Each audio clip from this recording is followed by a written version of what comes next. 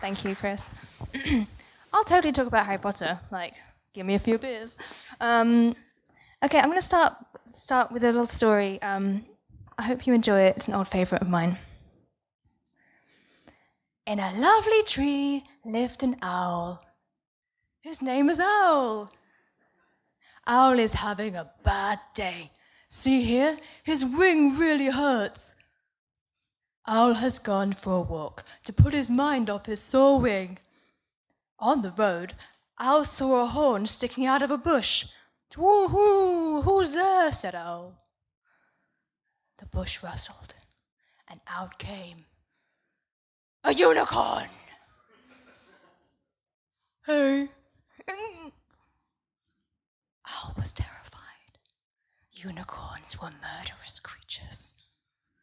Unicorns like nothing better than to eat pies made of your hopes and quiches made of your dreams. "Ah, woo-hoo, please don't eat me, Mr. Unicorn." "Okay, that's it. Why does everyone hate me? Just because I ate that child that one time? I've said I'm sorry like 1,000,000 times. People just have to get over it." "Woo-hoo, I don't think it works like that, Mr. Unicorn. You can't just eat a child and think everyone's going to forget about it." "It's not like I eat children all the time, Owl. I mean, when I skip past the kids to the bus stop, I don't eat them, do I? I fart out hearts and love instead." Ugh. Blah! "Mr. Unicorn, you did it again." "Yeah, I got problems." "Stop eating people!" "Okay, Finn." Thank you. Thank you. I'm a little bit nervous today because this year I gave a talk at Off Barcelona, and it was genuinely one of the worst talks of my life. And it was just, imagine the worst talk. It was awful. So I'm kind of suffering from like a sort of hangover from that. So I really appreciate being here, and I'm genuinely honoured to be here. And thank you so much for staying, and thank you for Nightlybuild for inviting me here today. And Cologne is really, really beautiful. I've got a bit of a addiction to something. It's tourist buses. I love them. I've been on one today. It was great. I was tempted to go on the tourist bus along the Rhine, but I would miss the tech test today, and so I didn't go on it. I'm starting to regret that now. But I'm glad the tech stuff works, so that's good. I'd like to paint you a picture. Imagine the best job you've ever had. It's gone so well. The client loves it, you're happy with the job, it's perfect, it's running great, it's just amazing. And you're like, yeah! It's just brilliant. The client loves it, everyone's so happy. This guy, Steve, fuck you, Steve. We all have a guy who doesn't like it. But everyone else is really happy, and you go out and you're having a great night, and you're getting to be friends with your clients. That really rarely happens. I mean, sometimes you go for a good night with your clients, and you're always thinking, oh, my clients, I can't get too close. But this time you're really going for it. Things get crazy, and then things get even crazier, and it's just so fun, and you love it. It's just, oh, it's brilliant, absolutely brilliant. And then you go home, you're like, oh, God, that was so great. That was like the best night ever. And then my clients, I shouldn't have fun with my clients, but I did, and it was great. And you're sitting there and you're thinking about the whole night, you're like, oh, that was great. Recounting everything that happened, and you're just really happy. You're really, really, really happy. And you're proud of yourself. You're really proud of yourself. And you're like, oh, before I go to bed, I'll just check Facebook. Just take a second. And you're like, oh, let's have a look at my newsfeed. And you're scrolling down, and you're like, oh, God. And you're like, oh, look, there's an article by my work nemesis. And we all have one, someone who you look up to and also fear in your working life. You think they're better than you, and you're terrified of them. And there's an article, and you're like, oh, I'm drunk, I'm high, I shouldn't read it. Don't read it. And you read it. And you start to look, and you're like, oh my God, look at this person's work. Oh my God, look at that client. Oh my God, that's beautiful work. Fuck. What the fuck am I doing? Jesus Christ. I thought I had the best work ever with this client. And look at this stuff. What am I doing with my life? Oh my God. Oh my God! Anyway, that kind of happened to me quite a lot about 2 years ago.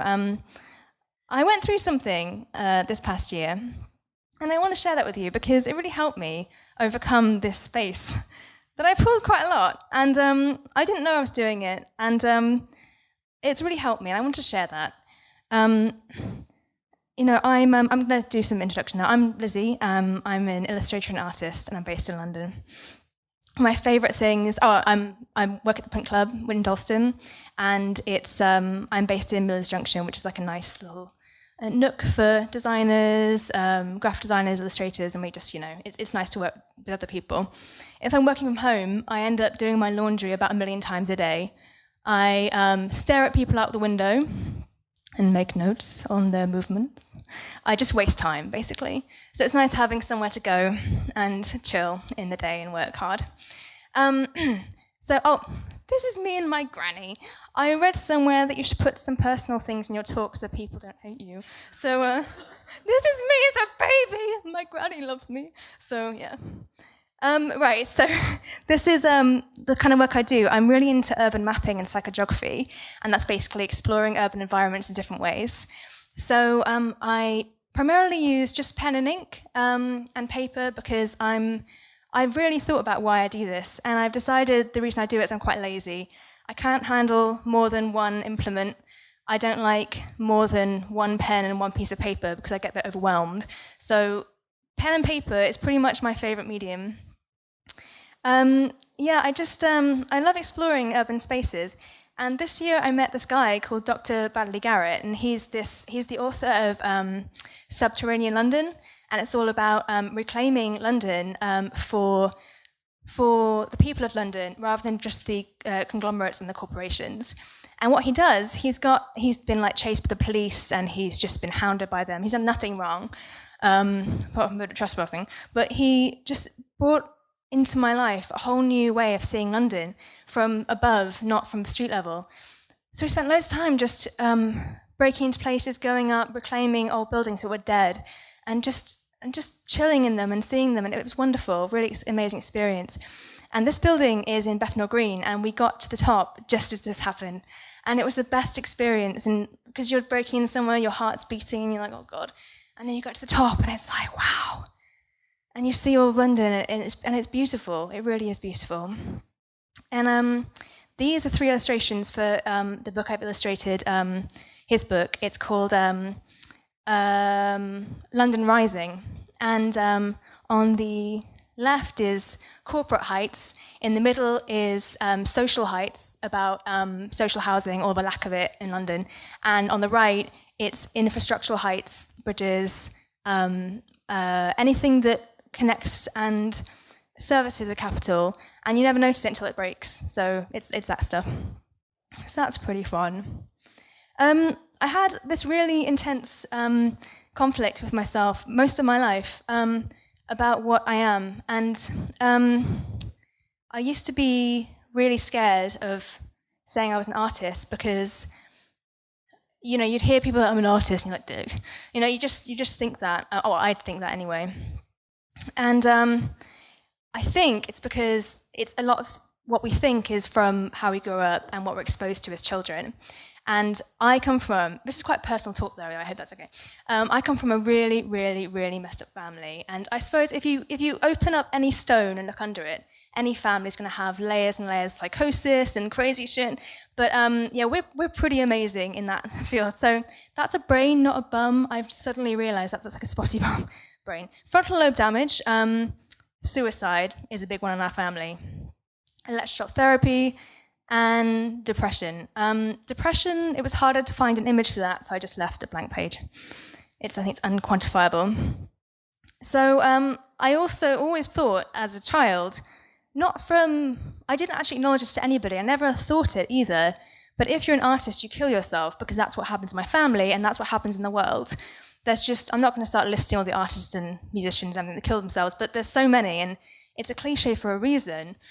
Why they do it, there's so many reasons, but I felt a definite fear of being an artist because, I don't really want to kill myself, and I like life and I want to be alive, and I didn't know how to be an artist without having to give everything to it.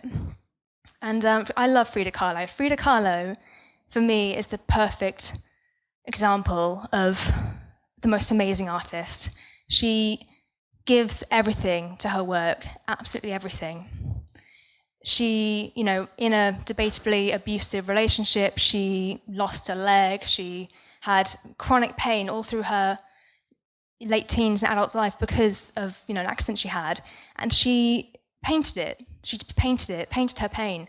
And I loved her, I still love her, and I think, how did you do that? I didn't understand. She just, opened her heart, and it all came out, and that was her process, and it was just bloody amazing. So I was like, right, I can't do that, so I'm gonna be a designer. And a designer is a beautiful, worthy goal. You're creating beautiful work, you're using your creativity, you're paid a salary, and it's very pure because the client comes to you with work, and they say, we want to give you this job, and you say yes, you produce beautiful work, you give it to the client, they're happy, and then you get paid and you go away. And for me, it seemed like a safe haven and a beautiful way of living my life. So I became a designer. And for 5 years, I did that, and I was really, really happy. Kind of happy. I did quite well. I had some wallpapers out of Graham & Brown, did a lot of advertising jobs on TV and other stuff. Big stuff for banks. Big stuff for banks. This was actually a 24-hour marathon in Covent Garden, and it was for First Direct, and they're a really nice PR agency based in Edinburgh. And basically, I was working for 24 hours a day, for one project on this piece of work. And all the clients were like, they were having breaks and they were going to sleep as humans need to sleep. And I didn't sleep because that was the job, 24 hours nonstop. And they say that sleep deprivation is similar to drunkenness. So I think I was really, really rude to the client. And I was like, give me the Red Bull. And that was really rude. But anyway, it worked out really well. I'm really happy with the result. So my design career went really well. And I was happy. Work kept coming in. It was fine. This is Transport for London, Oxfam. This is a mural I did for Lizzie. I've got a contract with them to do them around the UK, and that was really fun. Harvey Nichols. Anyway, so it was weird. When I was preparing for this talk, I found this postcard, and this is for the exhibition Mail Me Art. And it says, I didn't really realize at this point, but all through my head, during these 5 years of working as a designer, my inner monologue was so damaging. Constantly doubting myself, constantly blaming myself for everything that's happened, anything that went wrong, any person doing better than me. I feared them, and it was awful. And my inner monologue was the most cruel thing to me, that it was just oppressive and horrible. And this is the card I did, and I meant it as a joke, but obviously I meant it really. Welcome to my shit brain. Here you'll find all my insecurities, chronic paranoia, self-hatred, self-loathing, crazed delusions, and deepest regrets. Step carefully and don't get tangled in my faulty synapses. What the fuck? I'm so unhappy and so fearful of the thoughts going on in my head. And I was just like, this has to stop. In Jumanji with the drums, and the drums are getting bigger and bigger and bigger and bigger. And when you find the game, they stop. And before you find the game, they're really, really frightening. They're so loud. That's how I felt that was going on in my head. Like, you're not good enough, you're not good enough, you're not good enough. Why don't you love yourself? You're such an arsehole. Look at all these people doing better than you. You failed, you failed, you failed. And it was just, I can't deal with this anymore. My client work was suffering, my work was suffering, it was just getting really, really bad. So I thought I need to have a bit of a change. So I was on Kickstarter one day a year ago, or 2 years ago, sorry, and I found these guys, and they're called the Beehive Design Collective, and they're this artist commune based in Maine, and they basically do sort of anti-capitalist learning tools to deal with like really complex issues like the price of coal and land grabs in South America. And they do listening tours all through the Americas and speak to communities who can't really speak for themselves or don't have the means to speak for themselves. And they create these amazing graphics that they print and distribute to all these communities to use as teaching tools. And this is called The True Price of Coal. And they're great because they don't ever use people in their drawings because people, the minute you draw a person, someone is alienated. So they use animals to do this metaphor. And there's layers and layers of metaphor in these drawings, and they take years to compile and make. So I went to Maine, and I asked them if I could spend the summer with them working and helping them out, the commune. They said yeah. And it was great. It's really in the middle of nowhere because you go into Boston, and then you get the train to Portland, and then you get a small bus full of Amish people to Bangor, where Stephen King lives. And then you go on a small bus called the West Bus to Machias, which is where they live. And it's a lovely, strange town full of delightful people. And the Beehive is just kind of help the community. They do soup kitchens and stuff. They're really cool. And when I was there in this beautiful space, I just found myself opening up. I realized the level of self-hatred that was going on in my heart, speaking to other people who just questioned it, just with kindness, and just said, why are you saying these things about yourself? What's so wrong with you? And I couldn't answer them, but I just knew it. So it was a really strange experience. And one day, I was walking out, because in Maine, it's like, have you ever seen Cider House Rules? That kind of landscape is pretty much what was set in. And lots of old railway tracks got taken down during, I think, around the 1930s. I could be making that up. But there's lots of tracks, just of railway tracks that are just walkways. And they go for miles and miles and miles, and they're completely straight. So you can see, it's a bit like a labyrinth, but you can see, each way. And I was walking a lot during Maine, and so I walked along this railway track, and I was walking for about 4 hours one morning, and it was 2 p.m. I was like, right, I really should get back, because we've been walking for 5 hours, it'd be another 5 hours back. So I turned around, and it was half an hour into my walk back, where a baby bear just stepped onto the track, pretty much as you were here in front of me. I was like, oh, it's a baby bear. And I just finished reading Bill Bryson's Into the Woods, all about the Appalachian Trail. And he walks the Appalachian Trail with his friend Katz, who's like really overweight, and it's hilarious. Comedy. Anyway, so he talks about what to do when he sees a bear, because that's really dangerous. And the worst thing to see is a baby bear, because the mother bear is around and she's going to mess your shit up if she sees you anywhere near her baby bear. And he mentions in the book things to do when you see a bear. And he was thinking, well, I had to research this, because if I see a bear, I don't want to die. And basically, he had no definitive answer, because every book told him something different. Climb a tree, don't climb a tree. Hide, don't hide. Run, don't run. So I didn't know what to do. So I stood watching this bear. And it's really strange, because my carotid artery, I could feel it. It was like bashing against my neck. And the bear was completely fine. It was just shuffling around, calm as you please. And then he kind of wandered off into the woods next to me. And I was waiting for this bear, this mother bear, to come rushing out. And I thought, well, if she's around, she'll come out any minute, so I have to go. But I couldn't go. And like my feet were like glued to the floor, and my hands were shaking. And all I could think was like, I don't want to die. I just don't want to die. I want to live. And it was like in The Matrix when Trinity's at the bottom of the stairs, she's got her guns up, and she can't move. And she's like, I've got to go, because he's going to come through the window. And she can't move. So eventually I was just like, 3, 2, 1, run. And I just ran for like 7 minutes straight. And I looked back after 7 minutes of running, and this distant, massive blur on the horizon, it was this mother bear. And if I just left it, a few minutes later, she would have like messed me up. And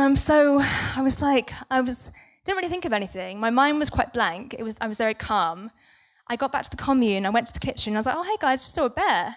And they were like, what? Because they'd never seen a bear, and it's quite rare in Maine unless you're like out in the woods. And that was it. And I didn't really think of it again. I kind of thought that was just, that was that.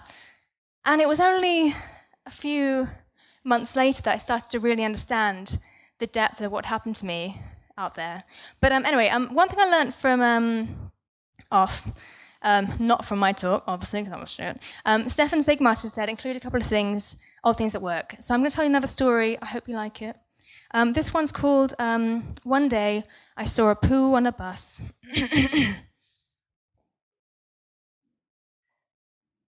It was early morning, and I was heading to work. At first, I didn't notice it. I looked out the window, and I saw a homeless man and a pigeon dodge a lorry. But then, a smell. It drifted over me and then was gone. I thought it was me. I checked, and then I saw it. A poo, looking at me. I looked around, hoping to find someone to share my discovery, but there was no one. Hi, I said. Hi, said the poo. What are you doing on the bus? I asked the poo. I'm heading to work. I'm a corporate data analyst. I'm based in Angel. I really like it. But the hours are quite hard, and I've been thinking of finding something else, but I'm okay for the time being. You? Kind of the same. I mean, I'm an accountant, but I'd like to be doing other things. I'm a little bit worried I'm wasting my life. Yeah, I know that feeling. I guess I always thought I'd be doing something else, something exciting. Oop. I nearly sat on you, by the way. Don't sweat it. I split up with my girlfriend the other day. Well, I guess she split up with me. Tough break, man. Did you say why? Nah. Shit.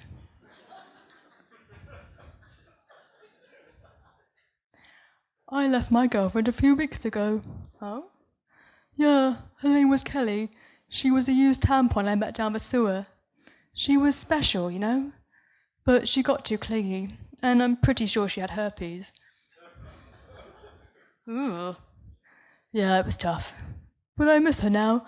I think I made a big mistake. Dude, I gotta run. Thanks for listening, you know? You too, man. Be cool. Right. So that was poo in a bus. Thanks. Thank you.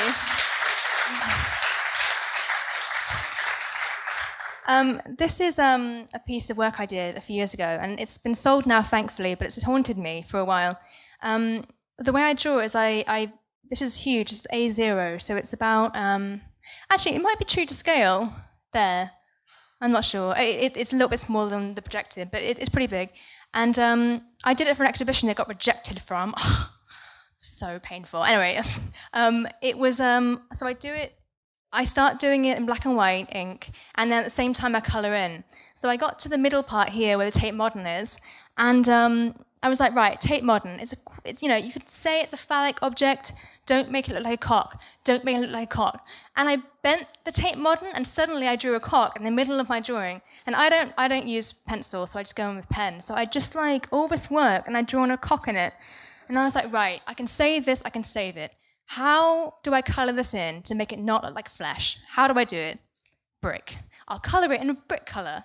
And suddenly, I've got a flesh-coloured cock. And I was like, oh no, what am I going to do? I was like, well, you know, I have to carry on now because I've done it, and I can't scrap this work. I've spent half a week on this now. There's no way I'm going back. So I just carried on down. And I took it to a show in Shoreditch, and it's huge, it's massive. So I was standing there talking to people, and about every hour on the hour, someone would walk by and go, oh, it's a cock. Oh, look, darling, it's a cock. I'm like, go away, just go away. But yeah, it happened all the time. Thankfully, it's been sold, it's out of my life, thank God. Anyway, that's a little bit of a side. I'm not sure I can share this story with you. I think it's too much. Ick factor. No, I can't do it. Right, so near-death experience. Yeah, so I mean, I met someone the other day, and I was speaking about near-death experiences, and I told them my bear story, and they were like, that's not a near-death experience. I was like, how the fuck do you know? Were you there? Did you feel what I felt? Did you feel my arteries pump with life? Did you feel what I felt? He was like, no, but you know. And it's like, you know, you can't judge people. It's very well saying whatever you want to say, but we're each individuals, and each person's experience is individual to them. So I can't tell you. Anyway, near-death experience. A near-death experience, under you, is a personal experience associated with impending death, encompassing multiple possible sensations, including detachment from the body, feelings of levitation, total serenity, security, warmth, the experience of absolute dissolution, and the presence of light. And I want to add a few more things to these. I mean, I felt some of these. Letting go of old attachments. Did I take a sip of that? Right. Letting go of old attachments. As I was saying before, my inner monologue was really bad. And one of my main attachments to my design career was craving validation. I needed people to tell me, you're great, Lizzie, to be happy, because I couldn't find it in here. So that went away. I no longer wanted people to tell me I'm great. I didn't need it. I mean, it's always nice to hear, but I didn't need that anymore. I didn't need respect from my peers. I didn't want it. I mean, it was lovely to have it, and I do desire it. But it didn't beat every waking moment in a massive, intense want for it. Fame in my industry. I no longer, I wanted to be Quentin Blake at one time. I was obsessed with it. And it made my life hell. This putting on pressures of yourself, putting on pressures that you have to be famous, you have to succeed. Because what is success? I don't think it's anything. It's an illusion. Notoriety, feeding the ego. And the ego, my God, the ego is just a dangerous being. We all have them, and I think that in this day and age of Facebook, Instagram, Twitter, we all have our personal egos all out for everyone to see. I've got mine. I've got my Instagram account, and I put my lovely shoes I've just got, and I showed them people who I am. And I wear this kind of trainer, and I wear this makeup, and this is who I am, and this is all I am, and this is what I like to put myself as. And that's fine, because having an ego is completely human and completely natural, and we should have them because it makes us who we are. But it's when the ego starts to become insanely authoritative, your actions and your reactions to people, that's when it's dangerous. So I used to have, occasion, and I still do occasionally, oh yeah, I'm Lizzie Cullen, I'm an artist illustrator, I'm won loads of awards, and I'm awesome. And it's yeah, that's great. But what does that mean? When you take that away, I used to fear that there was nothing. You take away all my ideals, my talents, my skills, my clothes, my identity, who I think I am, the people I hang out with, and suddenly, don't you have nothing? You'll have nothing to you. But that's not true, because we all have something in us, and that's not based on our mind. It's based here. And I never used to be able to speak about this because I used to think people would be like, oh yeah, whatever. And some of you probably are, but that's okay because it's your opinion and that's fine. But right here is when you make your real decisions. Right here is where you know where you're going and can understand where you're going. Here is where you make your fearful decisions. Oh, I shouldn't do that. I shouldn't do this talk because I'm scared. I shouldn't do this talk because I'm scared. Even though my gut's saying get back and do it. Even though your talk off was awful and people were like, oh, just do it again because your heart's telling you should. So, and I used to worry, if ego is silenced, is that the death of success? Because isn't what's driving us constant need for validation? Isn't that what gets us up in the morning with our careers? And I think that that's true to a certain extent, but it's a very specific kind of drive. It's a drive to prove, an aggressive kind of drive. I'm going to be better than my coworker. I'm going to be better than this person online. It's very aggressive. And I kept thinking, if I lose that, am I going to lose my will to be awesome in my industry? And it was something I worried about a lot. And this is Albert. I've done a little drawing to show this. Albert is he's nice. Oh no, he's a bit troubled.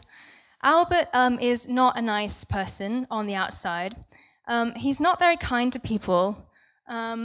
He makes people cry and he judges all the time. He's pretty hard with his criticism, and you'd think, wow, he's a knob jockey. But actually, Albert is just full of pain. Albert is full of fear, and he's constantly thinks that he's wrong. So he lashes out all the time. He thinks he's stupid, and he thinks people find him out. And one day, Albert goes to see his gran, and his gran's dying, and he's really sad. And his gran says, you know what I regret most? And Albert says, is it that you never got to fulfill your dream of being manager of the biscuit tin at work? And she says, no, that's not it. Is it that you never reached 100,000 likes on your Facebook page? Grannies do it standing up. No. Should I tell you? Yes, please, Granny. Well, when I was a little girl, I saw a baby fox on the side of the road. He was not very well, and he was all alone. I wanted to stop and help him, but I was too embarrassed of what other people would say. Also, I was very, very busy. Then the next day I was walking the same route, and I saw that little fox had died. I stayed next to him for many minutes, and I could feel the regret drown my heart. And from that day, I vowed to always help humans in need. If someone was struggling with a bag, or if someone needed a friend, I'd be there. And that night, Granny died. As he was walking home, Albert saw a spider trapped under a rock. Please don't hurt me. He lifted the rock, and the spider was a little bit surprised, and then very happy. And so was he. So when Albert's got rid of his fear of failing and fear of looking silly, it's not, it's not a means to take away your ambition, your drive, stuff. It's actually taking away the negative parts of your ego and bringing you a lot of peace and kindness. Fear of failure, fear I'm not good enough, people find out, can't love myself. That's just all, it's all crap. It's all your mind needing to protect you from things that aren't there. And the simple thing is, for example, today I was really nervous about my talk, and I was thinking I'm going to fluff it again. I'm going to fluff this talk again. And I thought, right, I'm feeling fear. I'm feeling a lot of fear standing here. How should I deal with this fear? I could push it away and ignore it, but that would probably build it up more. Or I could welcome it in and say, hi fear, how's it going? Yeah, I'm pretty nervous. Yeah, I'm glad you're here because it shows I care. But you know what? You can go. Have a cup of tea if you like, but you can go later and it's fine. And eventually it drifts off and you're at peace again. It's kind of awesome. And before I never had that. I would be just constantly pushing down my emotions of anger at people, at paranoia about my competition, and now I kind of just love them. And it's one of the most beautiful things that's happened to me. And I know people talk about, trust in the heart. It's a cliche, but again, it's a cliche because it's true. My brain is 29 years old. It's quite young brain. But my heart's like ancient. It's born of thousands of years of evolution, and it tells me things that my brain can't tell me. And I found that after coming back from Maine, I wasn't the same person, and I thought my work would suffer. But instead, my work's flourished, and it's been a beautiful experience. When you let go, for example, a networking event, I should speak to this person because it'll help my career. I should really speak to this person. I need to speak to them now. With that here, you're not going to make a good impression. But you think, you know what? If I speak to them, I'll speak to them. And if I don't, I don't, and that's absolutely fine. Suddenly, the world becomes a lot more easier to live in. Suddenly, joy is everywhere. And I know it sounds maybe cheesy, but I'm a cheesy person now, and it's working for me pretty well. This is a poem, quite a short poem, about dealing with these emotions that come in: fear, jealousy, envy. It's by so this being human is a guest house. Every morning a new arrival, a joy, a depression, a meanness, some momentary awareness comes as an unexpected visitor. Welcome and entertain them all. Even if they're a crowd of sorrows who violently sweep your house empty of its furniture, still treat your guest honorably. He may be clearing you out for some new delight. The dark thought, the shame, the malice, meet them at the door laughing and invite them in. Be grateful for whoever comes, because each has been sent as a guide from beyond. I I'm going to finish with one last story, and then I'm done. So in a beautiful forest lived Tree. He was a very happy tree. Tree spent his days watching birds nestle in his leafy canopies and spent his night bathed in silvery moonlight. Tree loved watching the people in the little town under his mountain. They would get up early with the sun and rush about, buying their morning buns from the bakery and their morning coffee at the cafe. Then they would hurry to their offices and type on their computers, and after an exciting day, they would go home to their little house and go to sleep. And just like that, Tree decided, I want one of those. I want a job. Tree found the town's job center. Hello, can I have a job, please? What are you trained in?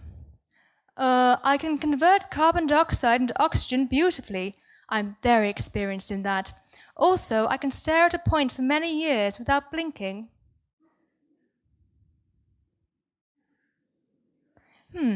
It sounds like you'd be suited to a car parking attendant. You walk around and stare at people all day, and if their car is parked in the wrong place, you give them a ticket. Okay. And so it was that Tree began to be a car parking attendant. Tree noticed that the townspeople weren't very friendly, especially when he gave them tickets. Tree decided to swap the tickets for leaves instead.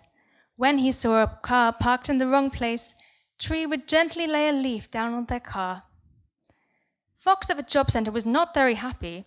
Perhaps a job as a bus driver would be better. Have you had an experience driving a bus? No, but I'm very good at navigation.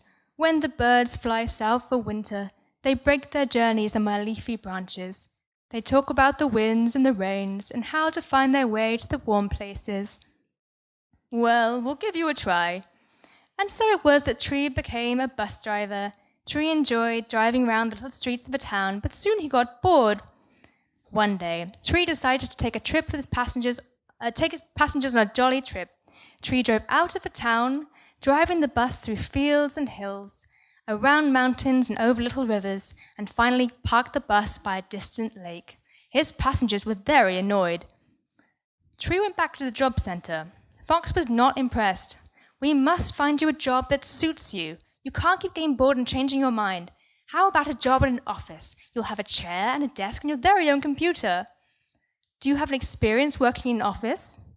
No, but at night I sometimes count the stars in the sky and sort them into different levels of beauty. There are hundreds of millions of stars in the sky, so I've become quite skilled at organizing. Okay, let's give you a try. And so it was that Tree finally got an office job.